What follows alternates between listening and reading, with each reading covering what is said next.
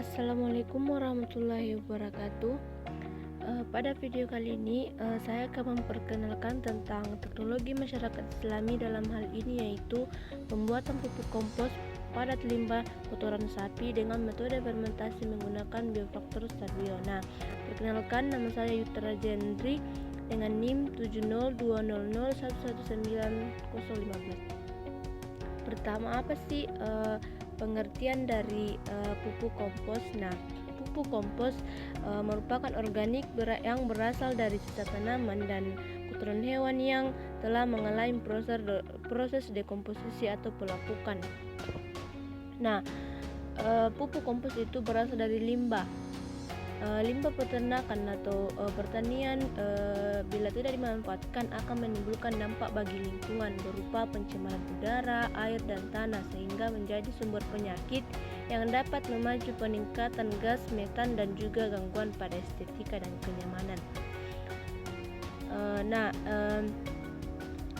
Dalam hal ini pupuk kompos tersebut dibuat dari peternakan sapi. Nah, satu ekor sapi setiap harinya menghasilkan kotoran berkisar 8-10 kg per hari, atau sama dengan 2,6-3,6 ton per tahun. Nah, limbah ternak sebagai hasil akhir dari usaha peternakan memiliki potensi untuk dikelola menjadi pupuk organik seperti kompos yang dimanfaatkan untuk meningkatkan daya dukung lingkungan, meningkatkan produksi tanaman, meningkatkan pendapatan pertanian, dan mengurangi pencemaran terhadap lingkungan.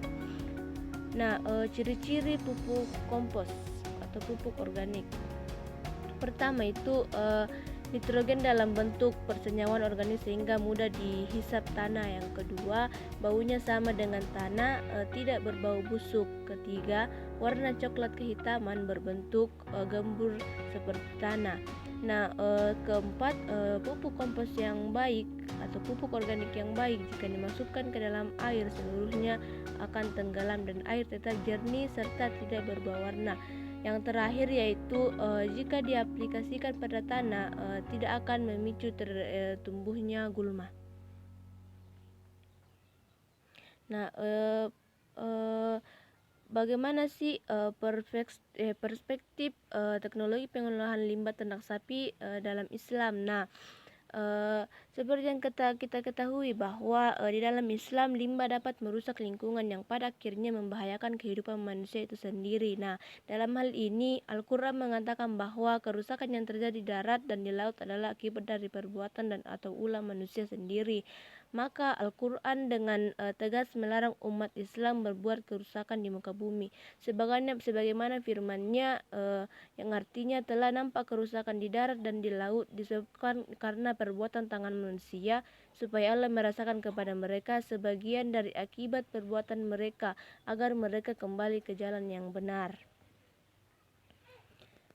Dan yang seperti kita ketahui bahwa Islam itu sangat memperhatikan tentang lingkungan dan keberlangsungan kehidupan di dunia.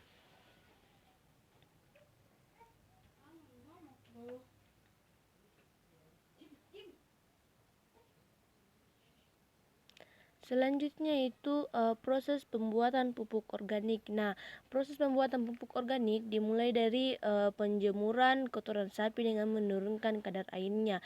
Setelah kadar air cukup, kotoran dicampurkan dengan sekam padi atau Starbio. Penambahan sekam padi bertujuan untuk membantu menaikkan pH karena pH kotoran sapi sangat rendah, berkisar 4,0 sampai 4,5, dan Starbio dipergunakan untuk fermentasi kotoran agar pembusukan cepat terjadi. Nah, setelah itu kotoran diaduk agar tercampur rata dan ditutup terpal dengan tujuan agar menjaga suhu yang naik tetap pada kondisi panas 70 derajat Celcius agar mikroorganisme yang merugikan serta gulma mati. Nah, setelah 2 hari kemudian kotoran diaduk menjaga kadar oksigen agar tetap tinggi. Nah, pengadukan secara berkala dilakukan secara 2 minggu, yaitu atau sampai suhu turun ke suhu udara dan tidak berbau lagi. Nah, yang menandakan bahwa proses kompos telah selesai itu berlangsung setelah kompos setelah selesai kompos diayak dan dikemas.